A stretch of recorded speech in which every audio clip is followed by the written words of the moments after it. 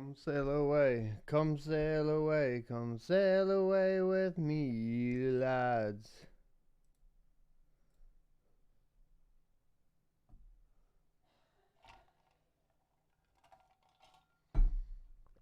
Come sail away, come sail away, come sail away with me.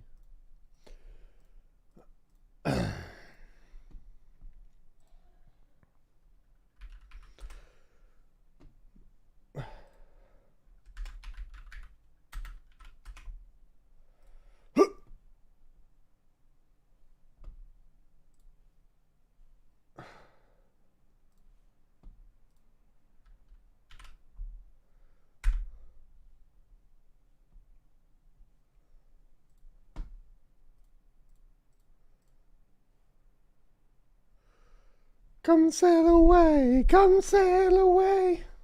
All right. We're almost there. I have to do one more thing.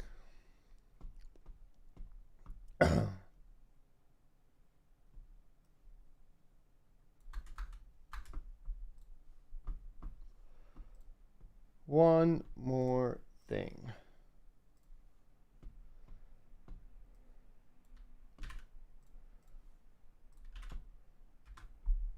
Two more things.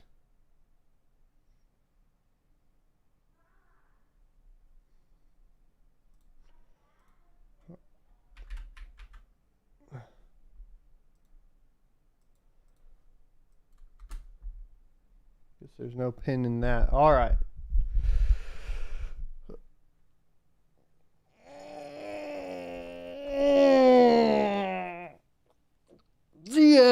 GM. Hope everybody's doing good. I came out with a video last night talking about pretty much the problem that's going on that affects the entire market with Ethereum, specifically the move to proof of stake and the fact that you can't withdraw the stake and how that impacts DeFi, which then obviously impacts the market as a whole, or the greater market as a whole. I highly recommend you watch it and you share it, because the fact of the matter is that it's extremely relevant. And like I said in the video, if withdrawals don't get enabled anytime soon, we will just see this become more and more of a problem. So I just highly recommend you do it. I want to thank everybody that's in here today. We're going to be talking a lot about also, I think I'm going to be on my other channel talking a little bit more about how, as a content creator, what I have to do to survive as well. I think that's going to be fun for people to go through as well, because obviously, like initially with the crypto crash and everything, we'll do good on YouTube for a little bit as we cover it. And then we are going to get into basically a position where interest completely dies off. And we're also going to cover how that affects the crypto market, because the fact of the matter is what's about to happen is that we will see the same pattern we saw in every other bear market. And that means that we are going to see essentially a disinterest in cryptocurrency across the board, which means we will just sit here for another couple of years until something impacts the price significantly. But that being said, welcome to the Mining Show, your one-stop shop for all cryptocurrency news from the perspective of a cryptocurrency miner. I go by Blind Run on the internet and Matthew in real life. Today we're going to be talking about a new miner release from BzMiner that supports dual mining with Caspa. We're then going to be going over what you should expect. What is the bottom for Bitcoin? I'm going to be giving you guys a more clear idea on what that bottom is for Bitcoin and crypto as a whole. We're going to be talking about Wu blockchain and essentially some information surrounding Aave and the MakerDAO. We have Canada's second largest pension fund invested in 400 million equity round of financing for Celsius in October of 2021, how that's going to impact the market. We have withdrawals on Binance now paused, suspended for Bitcoin. Why is that? We have, of course, the Celsius withdrawals and swaps paused as well. And crypto.com is cutting 260 jobs. I think that's what happened to my crypto.com representative. I have a new one, but we're going to cover that as well. We're also going to go over basic ideas. There's a thing that I wanted to make clear because there's something that gets really interesting as a content creator in this space. And it's a very tricky position to be in. And I've talked about this a little bit before, but it's making sure that, especially with sponsorships, you don't end up in a position where when you hit a bear market that you lose trust from the community, right? And a lot of that is surrounded by the types of projects you pick up for sponsorship, the way you present those projects, and so on. It's a very clear reason why, for example, I'll just give you guys an idea. Crypto.com, my number one thing with Crypto.com that they appreciate is we have the highest card lockup rate. Like, we basically have the highest conversion for card lockups. Why is that? Well, because when I took on the sponsorship for Crypto.com in particular, I didn't want to cover their staking. We didn't cover it all. I didn't want to cover any of that. I wanted to make sure that it was clear that we still promoted self-custody, which they agreed with, right? And I appreciate that from them. And our number one thing that we wanted to utilize Crypto.com for as miners was to liquidate our crypto assets the easiest way possible. And I still stick by that. Even in a bear market, I can say that the easiest way for me to liquidate my crypto assets is through Crypto.com to cover power bills and such. So I think it's very important that you maintain that as a content creator within crypto throughout the bull run, so that when you get into a position where we're at now, you don't lose audience trust, right? There were options to take on small coins that would pay you like $5,000, $10,000 for a single video to pump their coin. There were, basically all of these different things that people would try to push you to do. And they'd be like, well, get the bag now while it's in a bull run. That's literally what I had heard from quite a few different people. And I pushed a lot of those off to the side. Now that means I didn't make as much money in the bull run, but it means that we can survive a bear market, because hopefully what I've done is earn y'all's trust so that we can move forward together through this and make it through this together. So I kind of wanted to approach that before we run, of course, the ad for today, so you understand where I'm coming from. And it does mean that any public news still that comes out, of course, for Crypto.com surrounding this, we will be covering. What this is, though, is it's no secret that all of these companies are going to be hurting to a certain extent, right?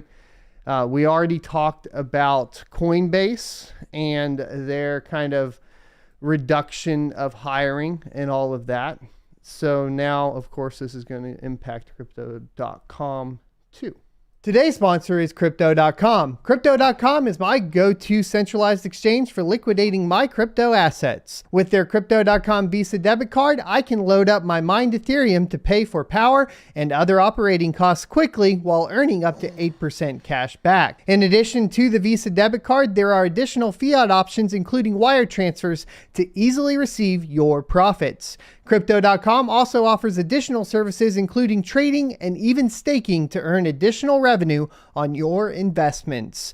Join 10 million plus users buying and selling 100 plus cryptocurrencies at true cost by using my affiliate link in the description for a $25 funding bonus. Or enter referral code SOAT at sign up for the same bonus. Remember, cryptocurrency investment comes with significant risks, so do your own research. Welcome back, everybody. So first things first, we actually have some really good news. News I'm excited about. We have a new release from BzMiner version 9.2.1. So from the mining perspective here, obviously, if you're not here for the mining portion, that's fine. We're going to go over this. This is probably the first miner release in like over a week, like a couple weeks actually. And I'm talking about all mining, like all mining software it's been like a bear market for mining software. It's been very boring since I think the last thing that released was Team Red Miner R mode. That's still not even an official release, right? That's more of like a public beta. This is the first official release of a new mining software that adds some very exciting features here. And let's go ahead and get into it. The number one thing right here, they optimized some dual mining for Ethereum and Kaspa. So Kaspa is a optical proof of work coin. It runs on a modified version of heavy hash that optical Bitcoin had kind of pioneered a little bit earlier on. It's been one that I've been spec mining for quite some time now, and it's really cool to have a dual mining option for it. We will be going over it hopefully this week when I get some time. Today is movie day for the summer, so I am going to be taking the family out to movie day, and then tonight probably just have some news and such going on over there. They also optimized some dual mining for Ethereum and ALF, so you can check that out. Both of these are NVIDIA only, though, to be clear. They fixed a light hash rate issue when mining non-light hash rate algos, for example, Kaspa and ALF. They added the overclock reset all command line argument, and they added a reset overclock script. They added reboot after Watchdog restarts option, and an advanced config is now enabled by default. You can mine Zilliqa with any algorithm. That is kind of cool. So basically, to give you guys an idea, Zilliqa isn't always processing blocks. That's why when you dual mine Ethereum and Zilliqa, essentially what ends up happening is that you mine Ethereum up to the point to where Zilliqa has a block to go ahead and complete.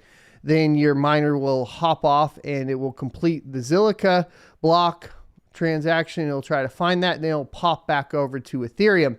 So feasibly, or theoretically, sorry, not theoretically, but obviously factually now at this point, you could do dual mining with Zilliqa on and any algorithm. All that's going to happen is you need a switch that says, okay, Zilliqa is now working to find a block. Everything pops over to there and it starts finding the block, right? That's pretty much it. That's all you have to do.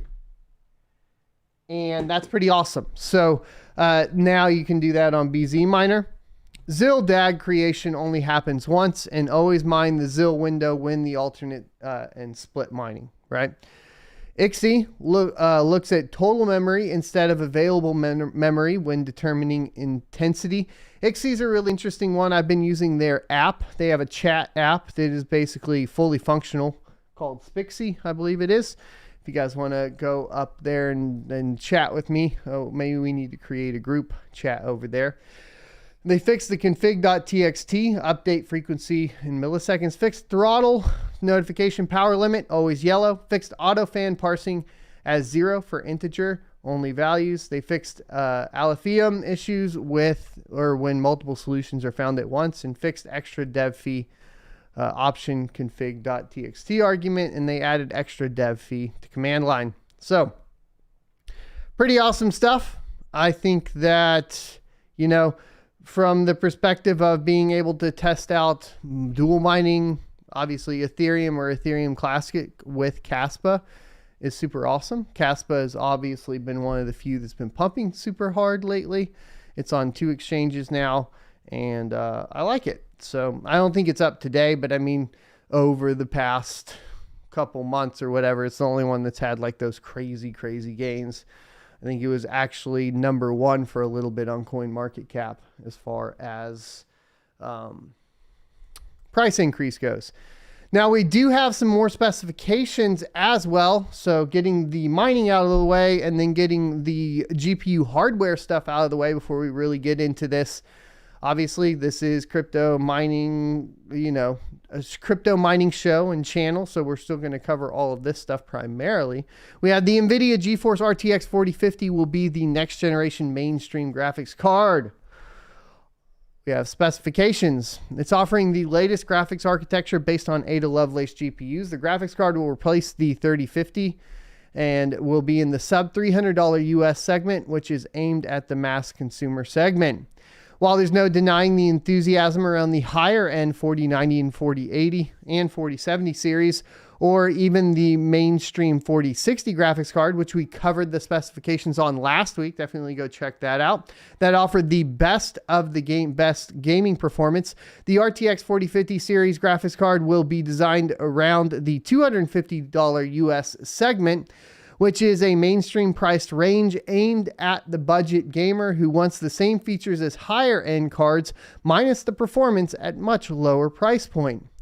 It's simple. The RTX 4090 series will be aimed at users who want the best of the best without worrying about the amount of money they are spending, while the RTX 4080 series is aimed at users who want the best performance at the best price or best possible price.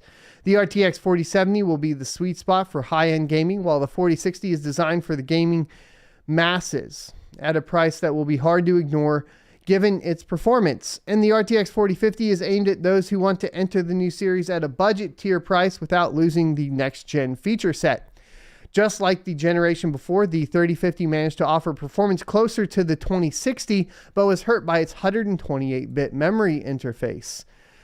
The RTX 3050 did offer better performance features and value at MSRP versus its competition, the RX 6500 XT, but it took months to reach a price close to the same MSRP. Overall, the RTX 3050 was a 1080p focused and esports aimed graphics card, and the same should be expected for the RTX 4050. The 50 class segment is the share cow for NVIDIA, and it's definitely something that NVIDIA wants to have priced right in its given performance. We should expect similar things with the next generation gaming solution too, but an important factor to consider is that GPUs are becoming more power hungry and more pricey. It is a trend that might continue into the future as we get better products, but in return, there's always a cost to pay for end consumers. So starting with what we know so far, first we should take a look at the brand new Ada Lovelace AD10 class GPUs that will be powering the next gen GeForce RTX 40 series cards. It is important to note that in general, what we see from, of course, the supply shortages for silicon and the influence of the cryptocurrency market and on this previous bull run, that we are starting to see higher MSRPs.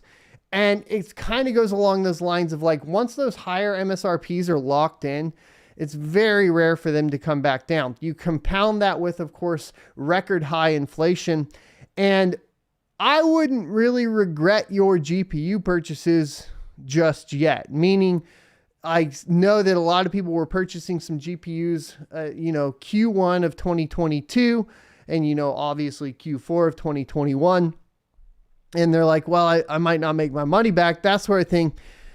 It might be okay because even though you do see, of course, we will see them come back down to MSRP, that MSRP is higher than it has been in the past.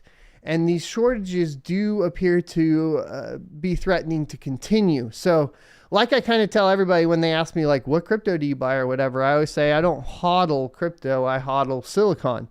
And hodling silicon is not necessarily a bad idea at this point. I think that's why you saw like in the post talking about, basically GPU mining being doomed at the very end that we covered with the reaction from Red Panda Mining. At the very end of that post, they were like, we'll buy it. And they're going to buy it all because at some point you do have that value just based off of the shortages that we're going to be experiencing. So don't regret it so much and keep that in mind. I want to give you guys a little bit of hopium there. Starting with the GPU configuration, the NVIDIA GeForce RTX 4050 series graphics card may utilize both the 8106 and 8107 GPUs. We don't think there would be a TI configuration in the lineup as we didn't get that during the Ampere family, but it could change. The reason I mentioned both 8106 and 8107 GPU for the same card is that the RTX 3050 did the same. The card was produced on a GA106 GPUs before the GA107 became widely available in the market after its mobile debut. It is interesting to point out here, of course, that on Ampere, right, the RTX 3050 wasn't announced for quite some time. So this is not really par for the course for NVIDIA over the past couple generations, even touring, right? Where you didn't see, the 3050 or we didn't see a 2050 at all, right? So it's kind of interesting that they're already placing this in. That does hint towards, of course, a brand new manufacturing process with lower yields. So they're going to have to do something with those lower yielded silicon.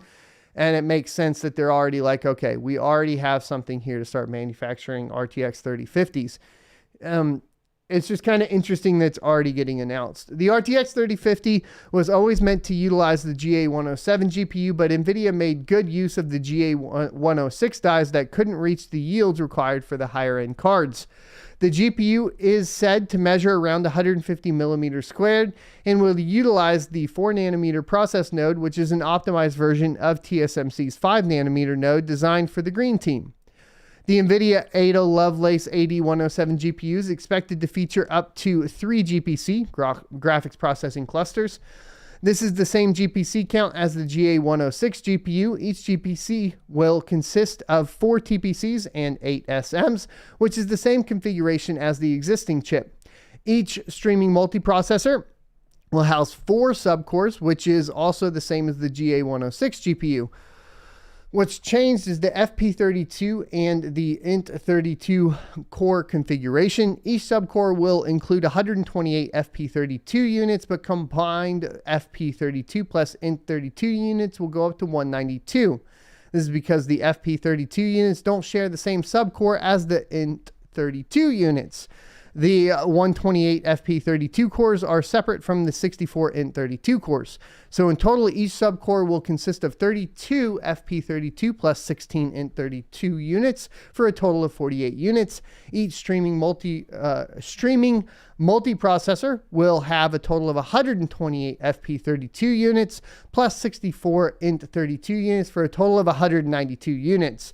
And since there are a total of 24 SM units, we are looking at 3,072 FP32 units and 1,536 INT32 units for a total of 4,608 cores. Moving over to the cache, this is another segment where NVIDIA has been given or has given a big boost over the existing Ampere GPUs. We talked about this and the significance of it being kind of, the fact that where it looks like AMD is utilizing something to catch up is obviously the Infinity Cache, which it looks like now is a trend as we see, of course, Ada Lovelace start to put more L2 cache on the cards. The Ada Lovelace GPUs will pack 192 kilobytes of L1 cache per SM, an increase of 50% over Ampere.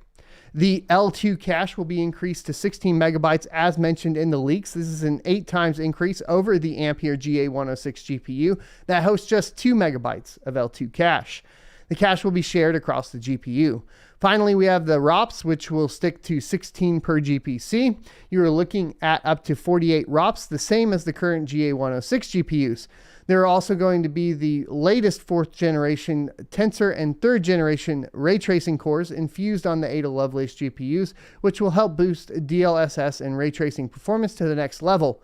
Overall, it will offer the same number of GPCs as GA106, 20% more cores versus the GA107, 50% more L1 cache, 8 times the L2 cache, 50% more ROPS, and 4th gen tensor and 3rd gen ray tracing cores. If we go down to the specifications here, we have a 4050 versus the 3050. What are we looking for? We're looking for memory. It's all in question still. Possibly we get GDDR6X, which could be interesting. That would pump the memory speed up to 20 gigabits per second, which could give us a total bandwidth of 320 gigabytes per second. That would be pretty killer for mining at the low end. Do I think that's going to happen?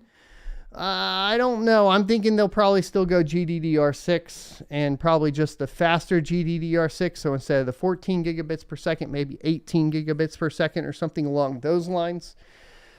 Obviously, like if this was true where we have the question marks and the pricing is true and the power consumption is true at 150 watts for the TGP, and you get 320 gigabytes per second, that would be pretty fantastic because, you're talking about a low power card with easily over, Easily over 30 megahash a second, which would be nice. Do I think that that's going to happen necessarily? No. I just think that obviously, like, if that was true, it would be pretty cool from a mining perspective. Let's start getting into the tough stuff, the rough, tough stuff. Crypto markets are obviously crashing today. We called a little bit of it last night. A lot of it is surrounding the Celsius problem of shutting off, of course, withdrawal swaps, that sort of thing. But we also have more cryptocurrency news as far as like, what are all these companies doing? And Crypto.com is to cut almost 260 jobs and make the market root. The company is the largest crypto firm to announce job reductions, joining Gemini and Rain Financial, among others, Coinbase as well, don't forget.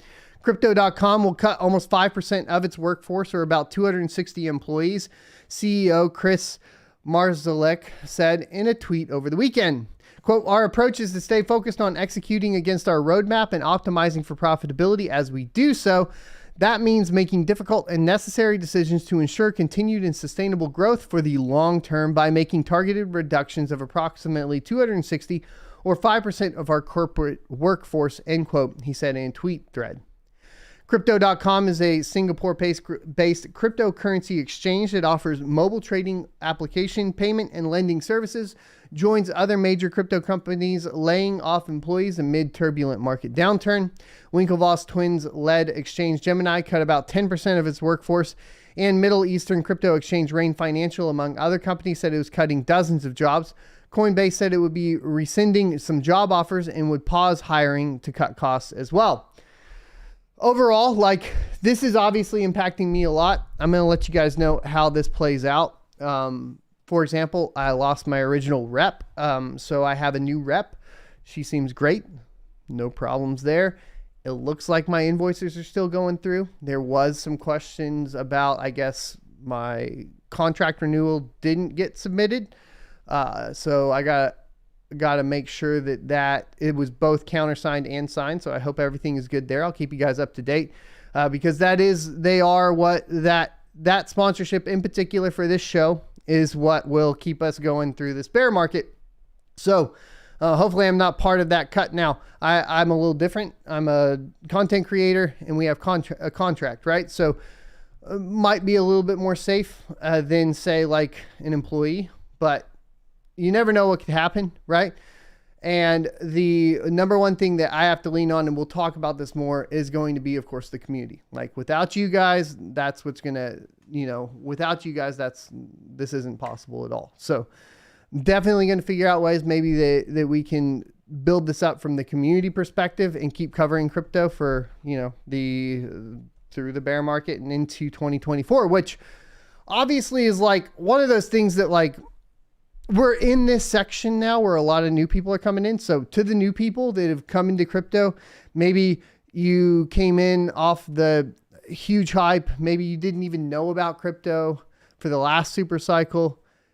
Let's be clear. Nothing that is happening right now is unexpected. Like this is all par for the course so far. In fact, down to the T, like if we settle out right here, down to the T, the exact prediction that I've been talking about pretty much all year, which is Ethereum at $1,100 US and Bitcoin at 21,000 US dollars.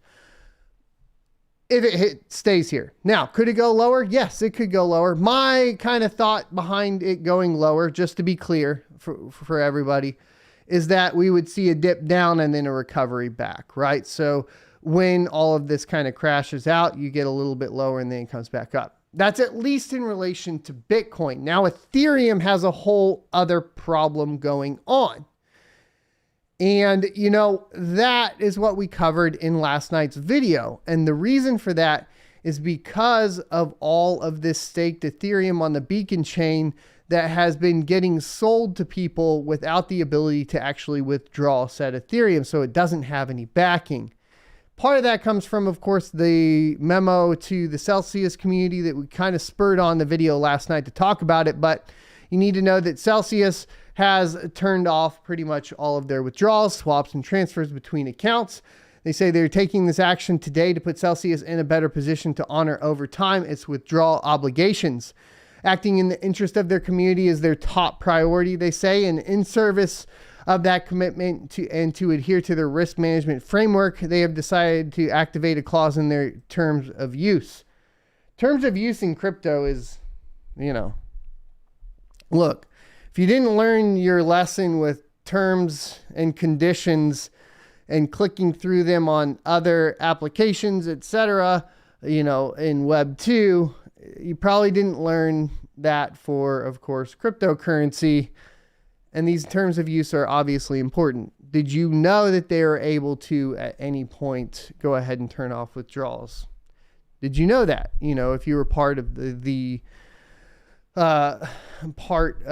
Celsius network. Here's the deal, though. At the end of the day, maybe you don't need that, because you should be able to understand one very basic thing. If you haven't memorized a 12 to 24 word seed phrase, you do not control your crypto. And in that case, if that's the way that functions for that particular service, then you know to probably avoid it, especially in the case of decentralized finance, because all they're using the decentralized finance term for is to basically get the right PR to boost, of course, the numbers. That's not actual true decentralized finance. However, it wouldn't be fair if I didn't mention that as far as on the back end, most likely they're utilizing all those same DeFi tools, right? Your Uniswaps, etc., to take your crypto that you've invested with them and then reinvest it over here into a platform, add liquidity, or in the case of Ethereum, add the staking and then sit on it, make the money, and then obviously they're supposed to pass that on to you. It doesn't work when, in the case of Ethereum, we have withdrawals for the actual staked Ethereum, withdrawals within the actual layer 1 not enabled, right? And that's a big problem. I go into it in more detail, of course, on yesterday's video, so definitely go check that out.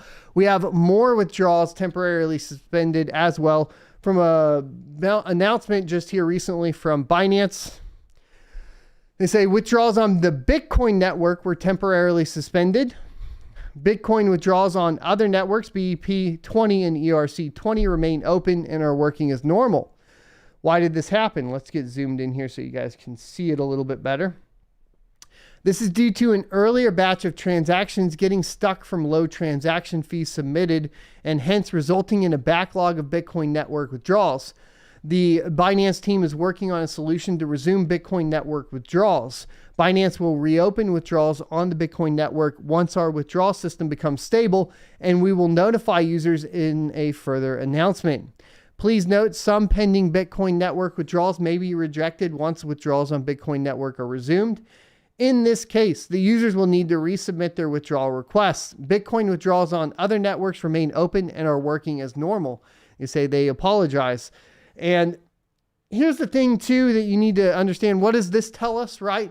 This tells us that a lot of people are sucking their Bitcoin out of exchanges. It's not necessarily a bad thing, but why does this matter? What has this happened before? And I can tell you that, yes, this has happened before. This is a long-term hold strategy by a lot of different people within cryptocurrency. What they're doing is they were doing a lot of spot trading maybe or whatever on Binance. They see the market crash coming in. They're getting their Bitcoin. They're sending it out to cold storage, hopefully, or some sort of, hardware wallet they control as they should. And it is bottlenecked Binance, specifically Binance's system, right? Because if it was just running off of Bitcoin, it wouldn't be that big of a deal. So it's obviously bottlenecked Binance's system. They're not able to submit the transactions to the Bitcoin network properly, and it's gotten backlogged, and then obviously that's why they turned off the withdrawals. Do I think it's something nefarious going on here? No. Do I think it exposes a problem with the Binance platform? Potentially, probably, yes. It should be able to submit those transactions in a timely manner and get them through and not get bottlenecked, right? But, as we see it, as far as this goes, it's kind of good news. It means that the same thing is happening that always happens within the super cycle. It means at the very bottom, right? At the very bottom of the market, everybody's pulling out for that long-term hold. What's that long-term hold looking for, right? Especially when we ask as it pertains to Bitcoin. Well, that long-term hold in particular is looking for the next halving of Bitcoin, right? Which we know at this point is going to happen in 2024. And then once basically the amount of new Bitcoin that is being minted is cut in half by the miners will raise the price. This is a fair point too, because if we look at the price to produce one Bitcoin right now, it's $22,000. Okay. And that's just power costs. And that's kind of the bottom that we've hit here.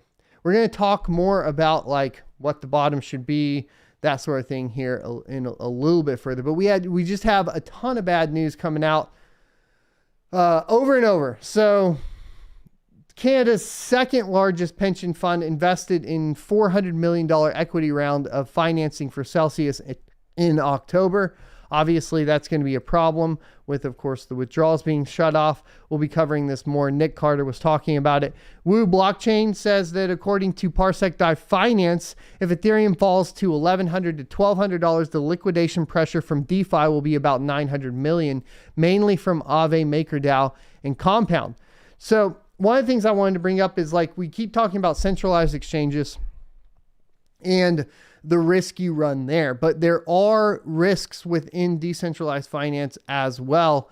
And this is kind of highlighting a little bit of that, because once again, if you've created this system, like Ethereum has basically created a system where you have the potential to lock up a portion of your Ethereum to gain a certain reward, but now you're not able to pull it out. And then people that were trying to work with that within DeFi were locking up some Ethereum and then creating this ST-ETH that represents that locked up Ethereum, but nobody can pull out that Ethereum, so you depeg.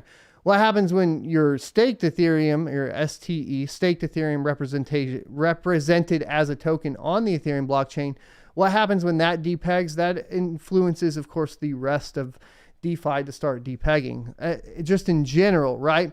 And obviously here what we see as well is like this liquidation pressure will be pretty intense, mainly from, once again, Aave. We've talked about Aave before, like sounded really cool at the time, you know, a way to earn some extra crypto and so on. I kind of pulled out a while ago and had told you guys about it. But I'd had messed with it and done some guides on it. According to Finance, when Ethereum falls around 1150, nearly 500 million of on-chain collateral will face liquidation. Wrapped Bitcoin will have more than 300 million of on-chain collateral, near 21,600, or face liquidation. .app.parsec.finance. So that's what they're talking about. Sorry, that's the link to it. Once again, like I said, the DeFi like collapsing like here ends up like rippling across the entire market. As miners, I understand there's a lot of you that are like, screw ETH and we don't need ETH and it'll just go away and we won't have to worry about it. You need to pump the brakes on that right now, because you need to understand that pretty much all of decentralized finance is powered by Ethereum, whether you like it or not. And that means you have whatever, your favorite coin is probably has some sort of decentralized finance wrapped token on the ETH blockchain. Okay.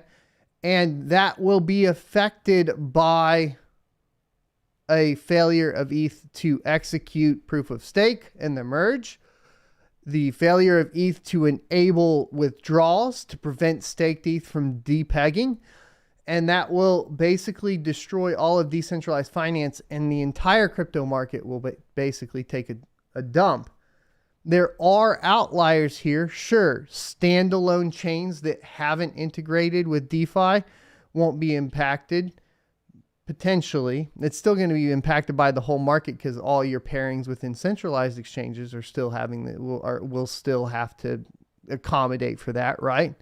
And most of those pairings are ETH and Bitcoin, right? ETH, Bitcoin, and USDT, which USDT hopefully is not at risk because it is backed by actual US dollar.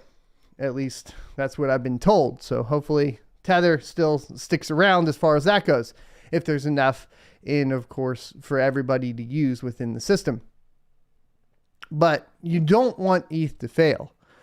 There are miners that say, you know, you could just unlock the staked ETH, pay it back, stick to proof of work, and continue on there.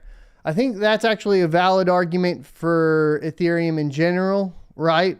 Just to wait until a bull run before you enable this proof of stake, because at least then you have a whole bunch of people willing to dump in money to provide security to the network. You have a lot less people willing to dump in money to provide security to the network in this current situation. That being said, we do know, of course, the Ethereum Foundation is going to be basically providing the most amount of locked up ETH for staking to provide that security. The reason the foundation has to do it, the reason it becomes centralized, is because just by nature, proof of stake influences users to lose security based on the price of cryptocurrency, whether they experience extreme fear or, of course, extreme, high prices where they want to sell it.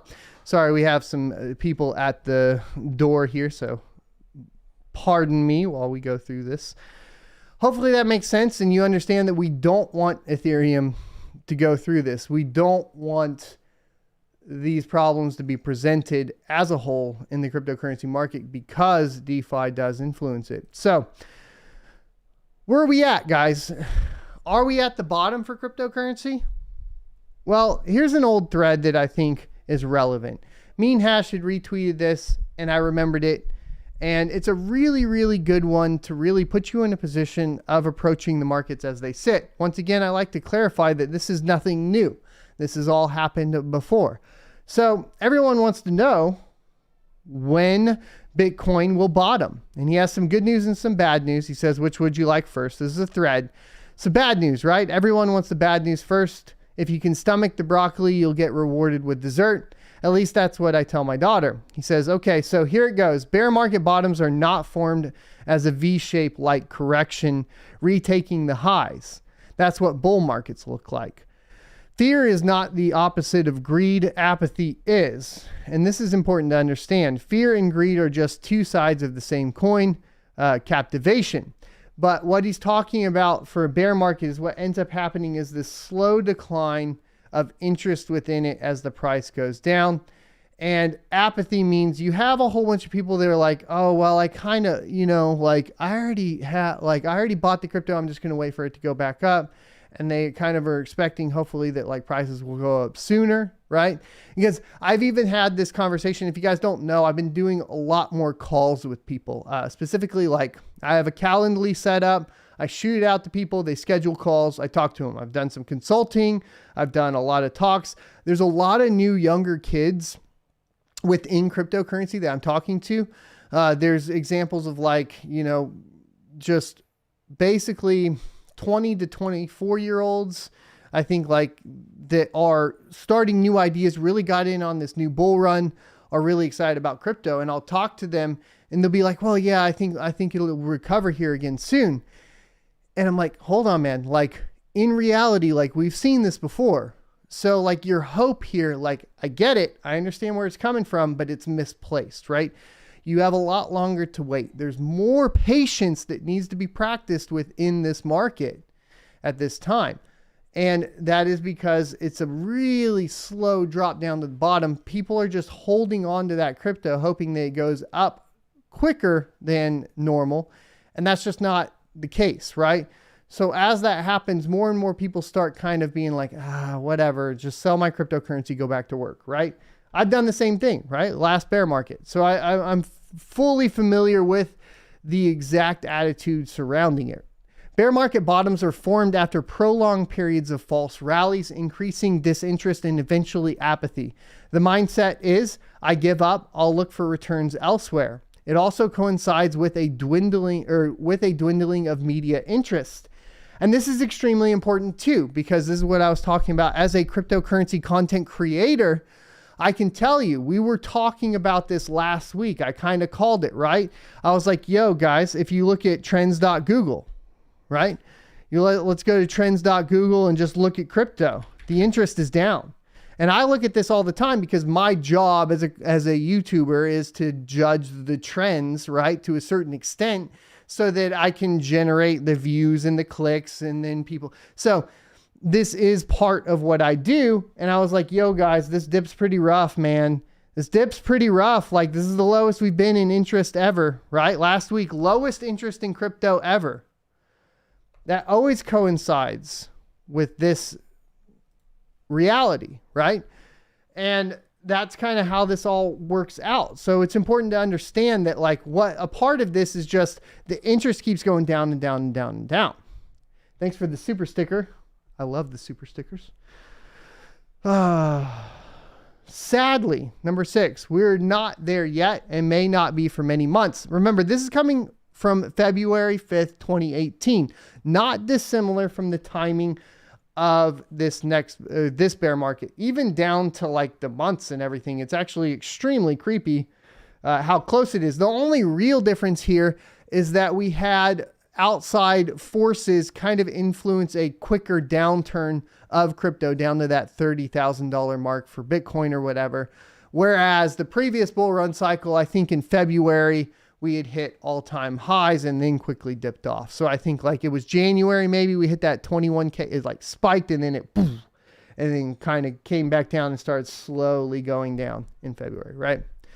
So now the good news, Bitcoin is not done, not by a long shot. Good ideas don't die easily, and not when they are as anti-fragile as Bitcoin is. Once again, there's the hopium. But let's not be unrealistic about it, okay? When should you expect markets to return? At best case, you would expect markets to return based off the history of Bitcoin to be when the halving of Bitcoin takes place, which would be in 2024. It's also going to coincide with very real ramifications in the United States surrounding, of course, elections. That's always going to help boost like economies, because what do you do to get reelected? You boost the economy. So you're boosting the economy. The halving of Bitcoin's happening at the same time, and boof, done. And look, you don't want me to talk about politics. That's fine. It's just a fact of the matter that that's how elections work and what starts to happen right there, right? And I will talk about politics if necessary, because obviously this is an important factor when we're talking about the recovery price, okay? The development of an easily transmittable, non-confiscatable, non-inflationary currency is profoundly important. People of the world can now keep savings without fear of confiscation or debasement. This has never been possible before. Further, the real work of making Bitcoin more valuable continues, right? So as price of Bitcoin drops and public interest wanes, the important work of developing Bitcoin will continue uninterrupted. There are major developments on the not too distant horizon. And that's happening still. Once again, this is a repeat. 10. And if you speak with kids today, you will find that very few of them are interested in gold, but almost all of them know or own crypto or Bitcoin. That alone tells you the future. Bitcoin will overtake gold in market capitalization eventually. So whether the bear market lasts a few months or even a few years, Bitcoin is still massively undervalued today. Now, where I would argue, of course, is that we have a pretty good idea. We have a pretty good indicator of how long these bear markets last. Really kind of like a creepily easily one to follow. The question is, will you follow it? Right? And this isn't financial advice, just to be clear. You should be able to start seeing the pattern though. And the question is, will you follow it or not? Will you follow that pattern and trust that pattern or not? And I'm actually kind of curious. So we're going to put a poll in, okay? And the poll is going to say, will you follow the Bitcoin? My computer is being laggy. The Bitcoin super cycle. I'm curious. So what are your options if you want to follow the Bitcoin super cycle? You trust it, it's going to happen. Well, when's the time to buy? That's a hard one to answer. It's definitely not last year, right? When do you buy? Well, I find doing the opposite of whatever everybody else is doing to usually pay off pretty okay. So when we look at this, we talk about like everything going down, that sort of thing. Now, I don't ever buy cryptocurrency. Once again, I buy stuff to mine cryptocurrency. So I'll approach this in a different from a different perspective as a miner, I'm looking to try to increase the amount of hardware I have to put on the network when the next bull run happens. Hard part about that is that, of course, with the economy and everything that's happening globally, we have rising electricity prices in tandem with decreasing cryptocurrency prices, making it extremely difficult for users to go ahead, or miners to go ahead and continue to mine. So you could go down the path of just buying and hodling. But like I've talked about before, the hard part about buying and hodling, especially in middle to lower class and basically a dwindling middle class. If you think you're middle class at this point, you were middle class, let's say last year, you're probably not this year, right? I mean, that's the fact of the matter at this point when we look at the economy. So the problem is unexpected expenses. You get a flat tire. The kid breaks a bone and has to go to minor emergency. You break a bone and have to go to minor emergency. Dad gets sick. Mom gets sick. Whatever it may be, you have to be able to pull that out and reinvest it. At least with the equipment, you can hopefully generate some revenue. But like I said, part of the problem is we're having rising electricity costs, decreasing revenue, and it makes it extremely difficult. So you run into some problems there. However, if you do the mining path, you do still have the silicon to resell. You just need to be practical about how much you can actually sell that silicon for.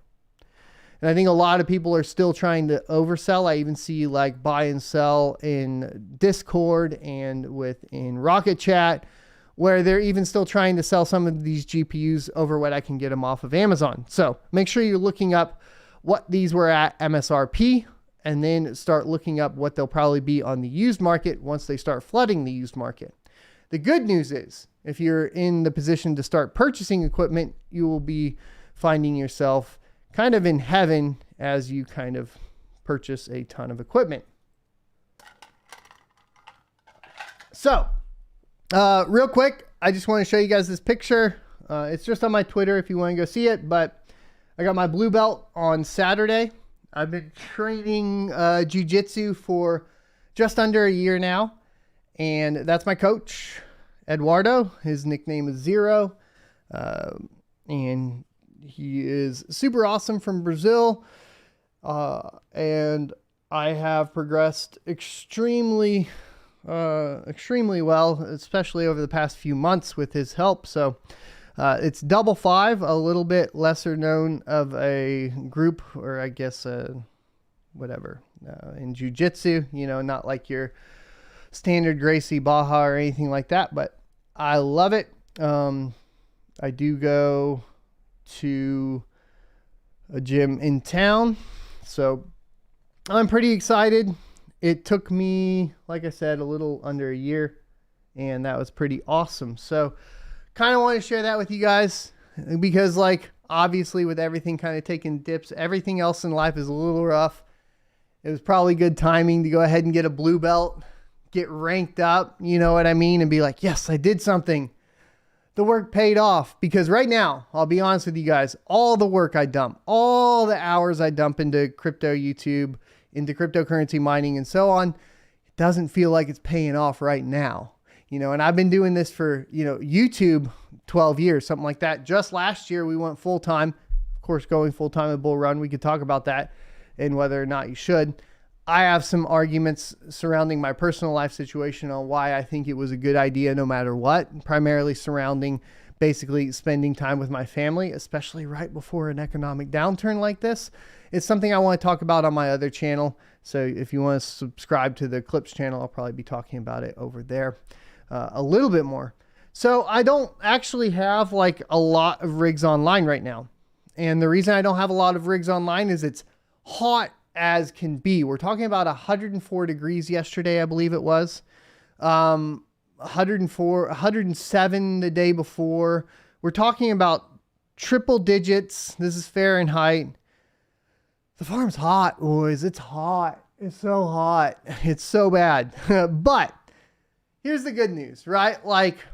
I do have some equipment coming in here soon. I'm super excited to share it with you. We're going to be reworking the farm. which means we're going to be getting a lot of farm content. But as far as profitability goes, let's get into it right after a word from today's sponsor. Thanks everybody for being here. We are hitting record highs. We've had 2 records in the past week. We went from our previous record concurrent viewers of, I think it was, we broke 600, and now we have broke, I think at one point, over 900 concurrent viewers. Thanks everybody for being here. If you enjoy this content, remember I do it every day, Monday through Friday, 9:45 a.m. to 10:45 a.m. and we include questions and answers at the end of the show. I love it. Hopefully this support can continue through the whole bear market, and we'll continue to make it through.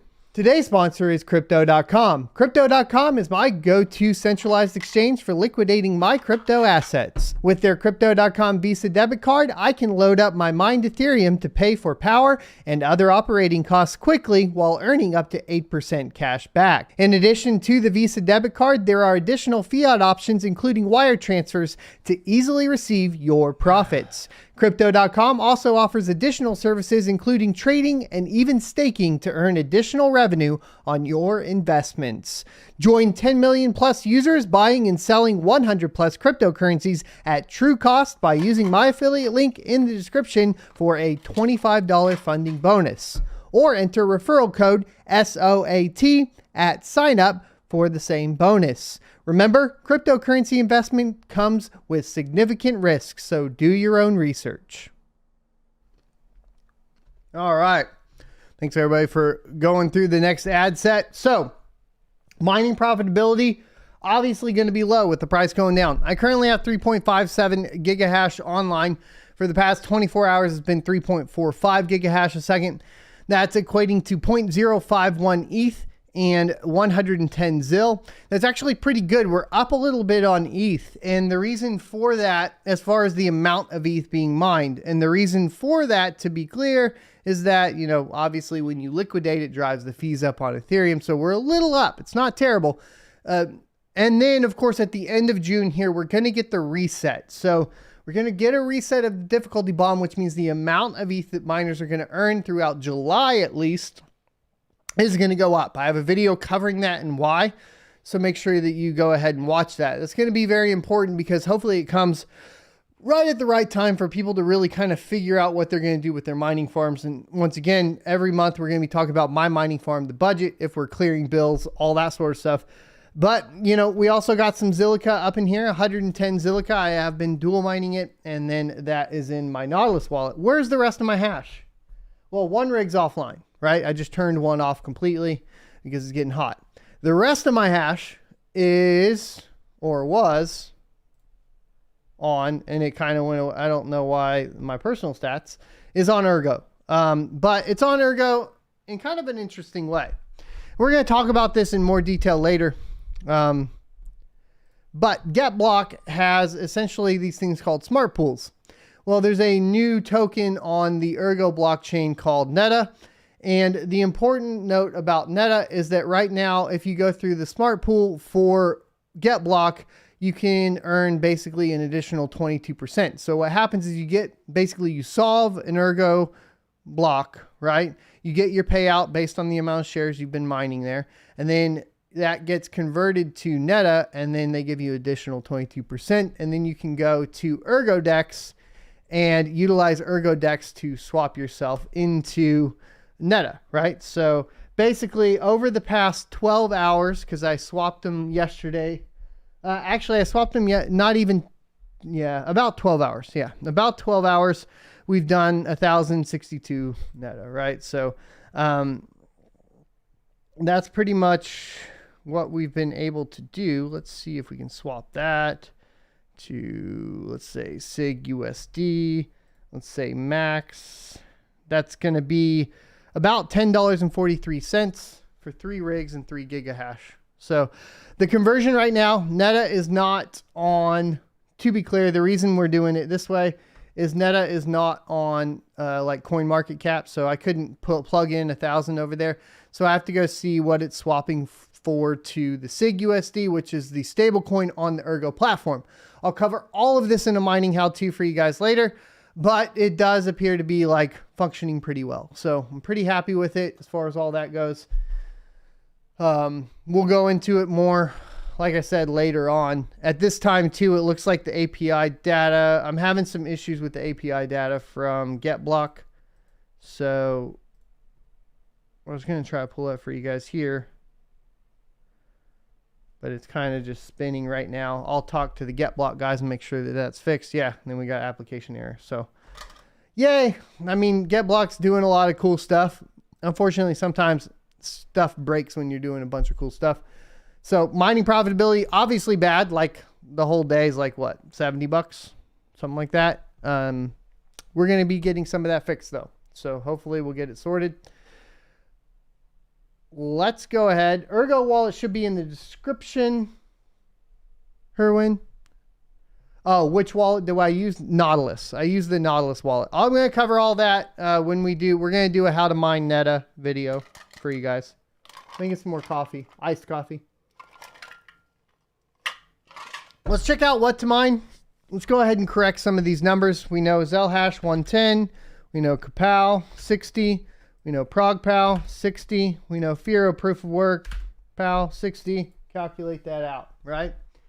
All right, so we calculate all that out. We scroll down, we see Cero in number one at $2.13 a day in revenue and $1.34 a day after power. We see Ethereum $1.90 a day in revenue, $1.13 a day after power. This is going to get extremely worse until the difficulty bomb resets. Is there anything really competing with it though? And this is a 3090, boys. Like, we're talking about the most expensive GPU. This is 10 cents a kilowatt hour. I also do want to mention that, like, if we start pumping up this to the average, like 15 cents a kilowatt hour, a 3090 is only making 75 cents a day, right? That's kind of the average, but we'll do 10 cents a kilowatt hour. Just to keep it consistent. Ravencoin $1.77 a day in revenue, 97 cents a day after power. Conflux $1.62 a day in revenue and 83 cents a day after power. Firo $1.59 a day in revenue and 85 cents a day after power. Xano $1.59 a day in revenue, 80 cents a day after power. Ergo $1.49 a day in revenue and 87 cents a day after power. This doesn't include the 20% increase, by the way, which could obviously help if you're looking for an additional boost that people haven't figured out. That's what I'm working on. I'll get a video out for you guys on that. Ycash $1.34 a day in revenue, 65 cents a day after power. Ethereum Classic $1.24 a day in revenue and 47 cents a day after power. Flux $1.22 a day in revenue and 52 cents a day after power. Ooh, boy. Rio, $1.15 a day in revenue and 53 cents a day after power. The margins are getting super thin. The only way to compensate for that is lowering your expenses and increasing the amount of hash power on the network. And you have to make a decision now. It's a make it or break it decision from the mining perspective. Do you continue or do you pack it up and call it a day? We said, will you follow the BTC supercycle? 82% of you said yes. 18% of you said no. I'd like to hear why the 18% say they will not and what makes them think this is different than the previous cycles. We're going to ask one more poll too here, of course.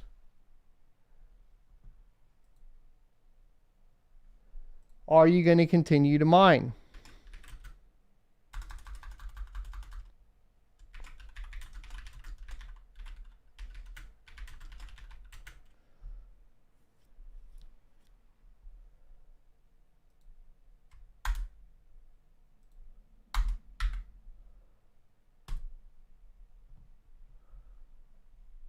All right, there we go. Will you continue to mine?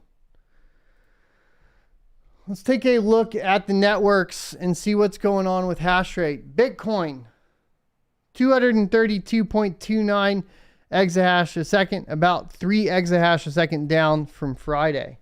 Ethereum, are we seeing any crazy network changes? We are under a petahash a second. Miners are starting to drop off of Ethereum. What is really interesting is I can tell you guys that this number is similar to the number that we saw when we did the great hash rate migration. What does that tell us? Unfortunately, boys, that tells us that all of the home miners are shutting off and the large miners like Hut 8, etc., are staying online. Like, that is eerily similar to the exact amount of hash rate we saw when we did the great Ethereum hash rate migration. How crazy is that? But it's down quite a bit. Ethereum Classic, let's take a look. Down to 23.62 terahash a second. I think from Friday was at 24 to 25 terahash a second. So it's down as well. So the hash rate is not moving to other networks. At least it doesn't appear so. We're down 0.2 mega solutions a second from Friday on Flux, down to 1.33 mega solutions a second. Let's take a look at Ergo. Ergo's down to 14.53 terahash a second, down from about 15 terahash a second on Friday.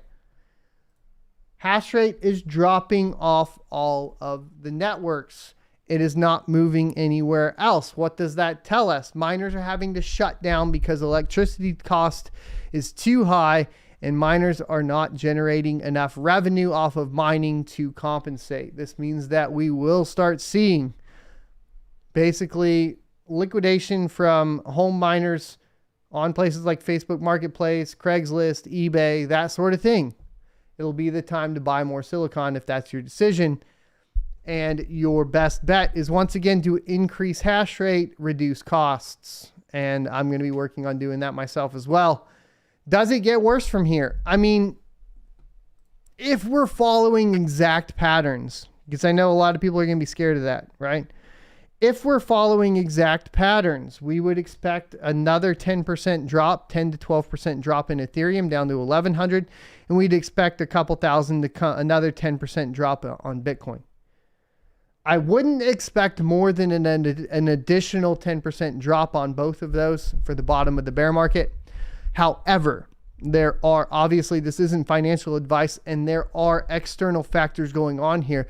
The biggest one being what happens to DeFi when everybody starts liquidating their ST-ETH, right? What happens to Ethereum when that goes down? Can it tank it further? Yes, it could just take Ethereum and DeFi down with everything else. And then you kind of, Bitcoin maxis are right, and the only thing sitting around is layer 1 Bitcoin that people go back into. That's possible. That could happen. If that happens, every single token, every single wrapped ERC token goes down. Binance Smart Chain probably takes a huge hit. And Binance does for sure. Most of the exchanges do. You start seeing exchanges closing. We're already seeing withdrawals getting shut down. It's possible, right? So it's definitely something to keep in mind. I did want to see if there's any more news from the first movers going on here.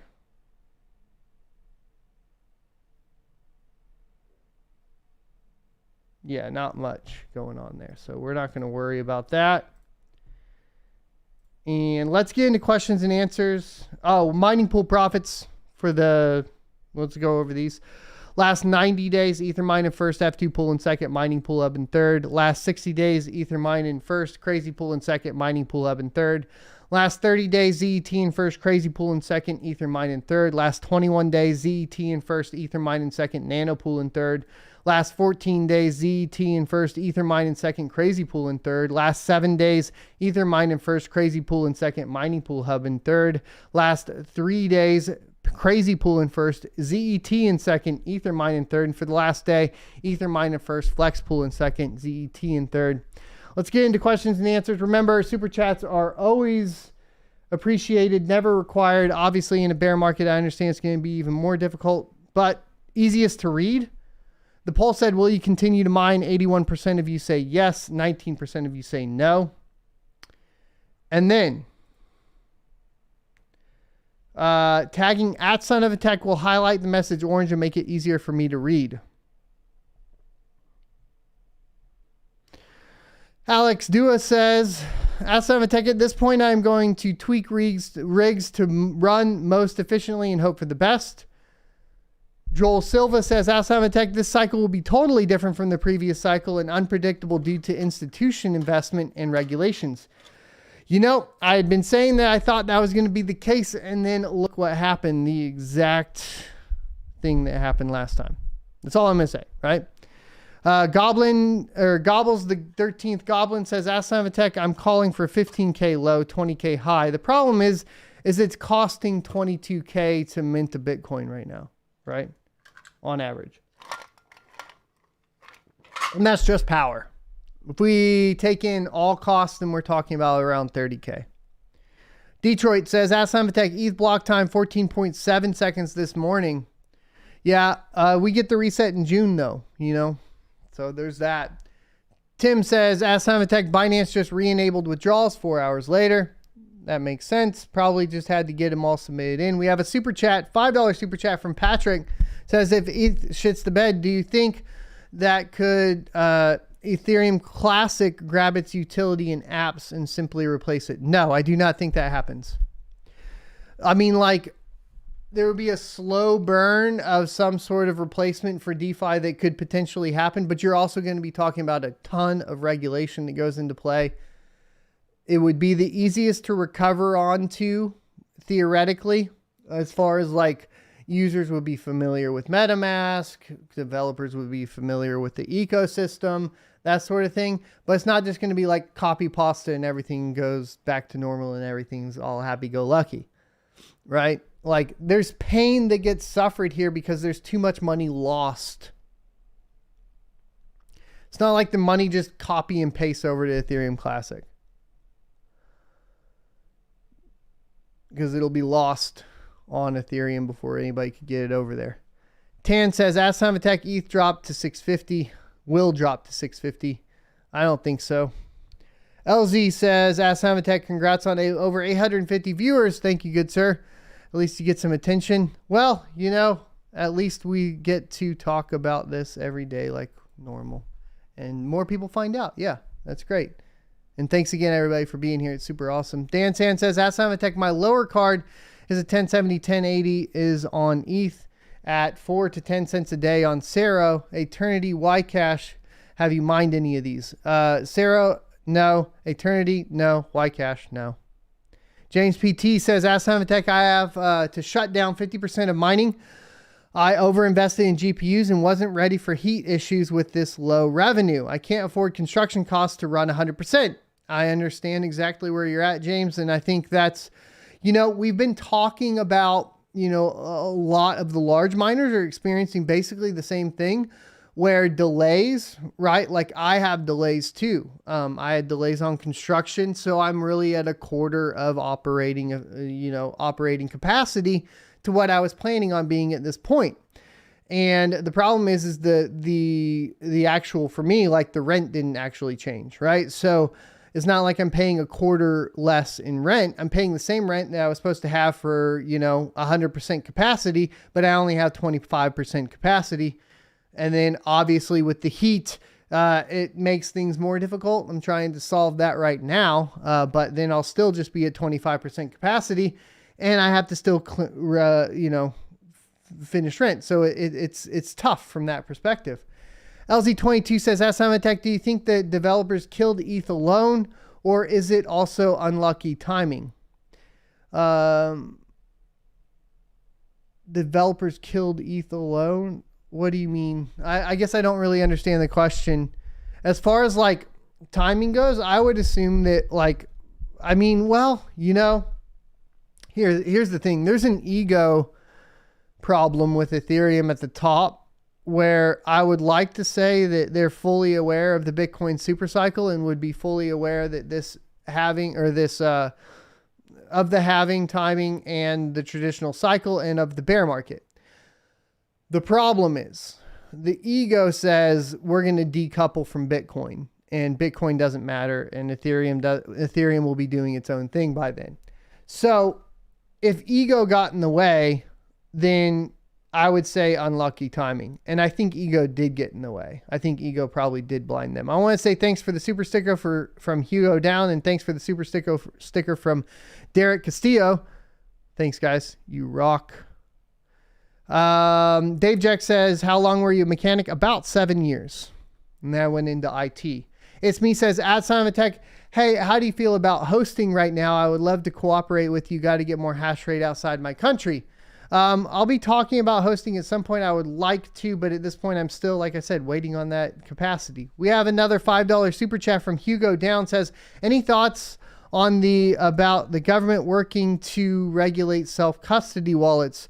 Yeah, they shouldn't do it, and it's also kind of quite impossible. So, I mean, I guess maybe with something like Ethereum, they could do it through some sort of like smart contracts or whatever. But I just don't think that it's possible. And then obviously I'm against it, or I would be against it. Alex Fleener, thank you for the $4.99 super chat. Says, a black is just a white belt that never gave up. There you go. Gandalf Gray says, Asymptotic, my ledger didn't arrive in time for me to remove my crypto from Celsius. Sucks, but now I'm a little worried about the rest of my crypto. What steps can I take until it arrives? You can generate paper wallets. Do you have a safe at your house? Or you can even go on to Amazon, for example, and it's really easy to pick up like these little just cold storage wallets that you etch into, right?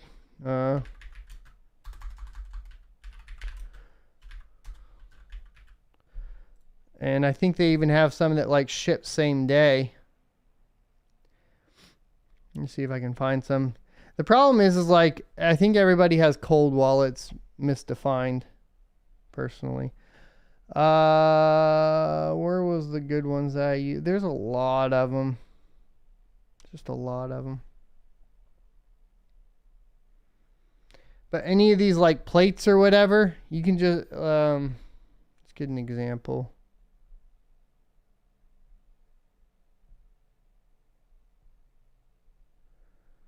Of one.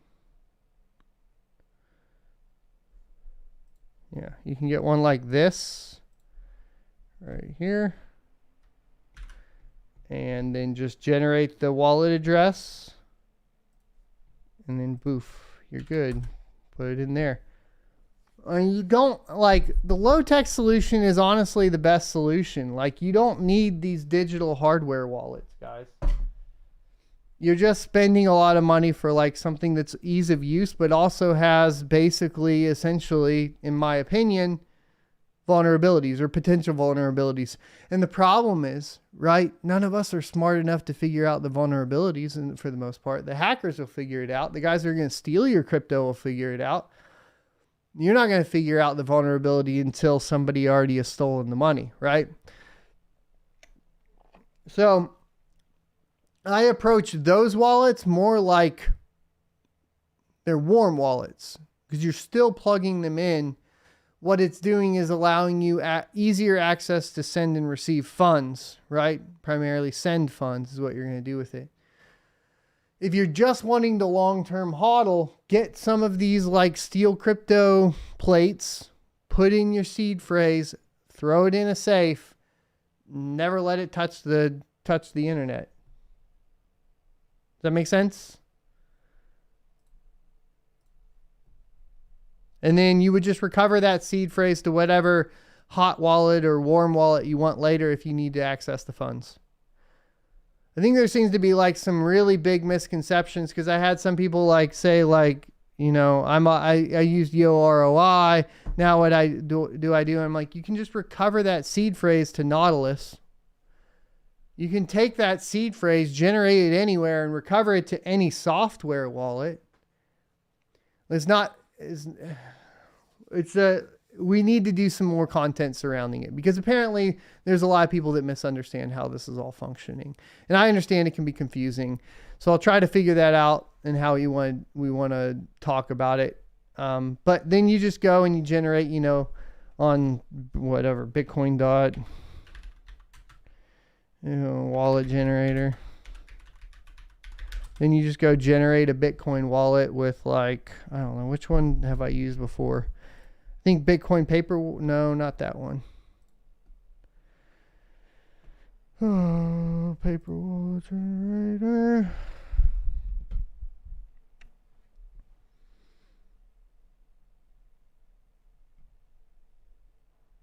I think you just go grab it from the GitHub repository. Yeah, right over here. So I'll cover that for the paper wallet for you guys. I don't want to leak anything before I verify that it's working. All right. 11:05. I do got to go soon. Dude, the nerd, thanks for the $5 super chat. Says thoughts on holding USDC or USDT. Well, why don't you just cash out to US dollar and call it a day? What are you doing like holding on to USDC or USDT at that point? Just risking it depegging? You know what I mean? Alex Dua, thanks for the $4 super chat. And like, literally, you can get a cash balance on like crypto.com.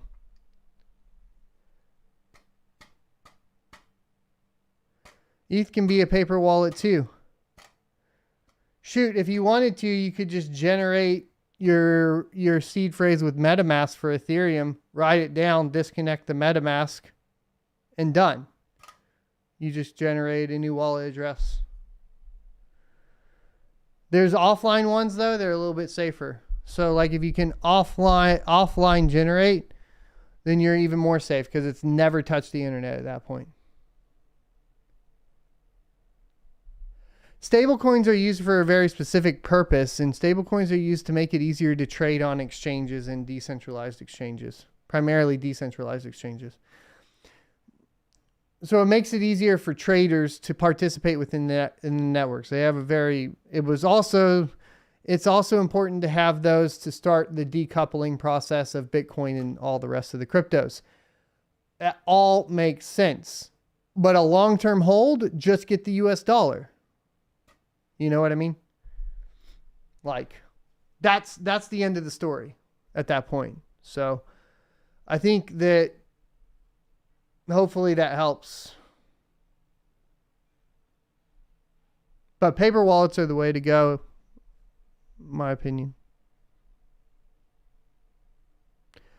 LZ says, ask Simon Tech Guy, join the stream later. If you covered it, why is Flux even dumping harder than Ethereum? Is parallel asset thing a long time curse of Flux?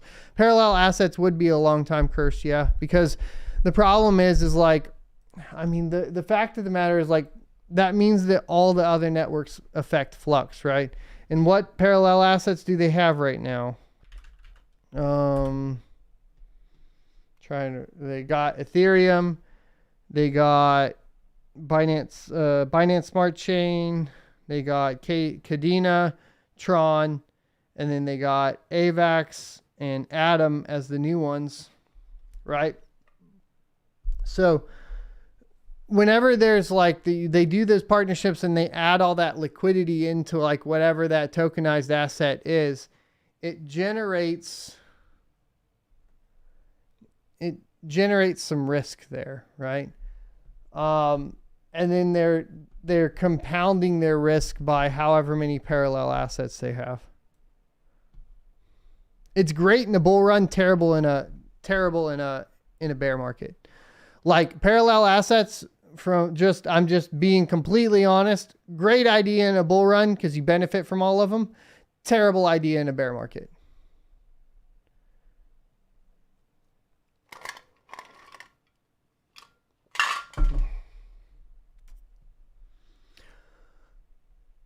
All right, boys. I'm going to call it for today. I'm going to head to jiu-jitsu once again, as always. Thanks, everybody, for hanging out today. Thanks, everybody, for being here. Hopefully, I articulated everything so you understand where we're at. I want to wrap it up with this, guys.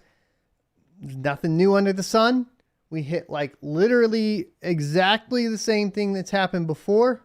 We could go lower. We'll probably recover to, like I said, that 21K Bitcoin, 1,100 Ethereum price. Once again, not financial advice. There are other factors at play here that could influence it. But man, I've been saying there's other factors at play that could influence it, and it still just ends up playing out true. It's absolutely wild. That means you can expect a recovery of Bitcoin and cryptocurrency in 2024. And now is an accumulation period, depending on how you decide to invest in cryptocurrency. This channel will be here, as always, to provide information on mining cryptocurrencies. And so if you like that, enjoy that, and what my perspective as a miner on the cryptocurrency news, we do it every day at 9:45 a.m. Central, 10:45 a.m. Eastern. And this channel will do, obviously, all the brand new topics that pop up last minute as well. So thanks again. I'll see you next Tuesday. Please hit the like. Make sure those likes are hit. We have like 400 likes. I'd like, I don't know. Let's try to get to 500 likes on the way out. That would be awesome. If you want to send some more super stickers, it boosts the algorithm according to my YouTube rep. So super stickers, awesome. And I love that we hit a new all-time high. Of course, we'll see what happens tomorrow with the concurrent viewers. And if we start following that crypto bear market, which I do expect could be a possibility, but we all going to make it. It's going to be fine. There's just going to be a bumpy road. Okay. It's going to be real bumpy. Hope to see you tomorrow. I'll see you next Tuesday.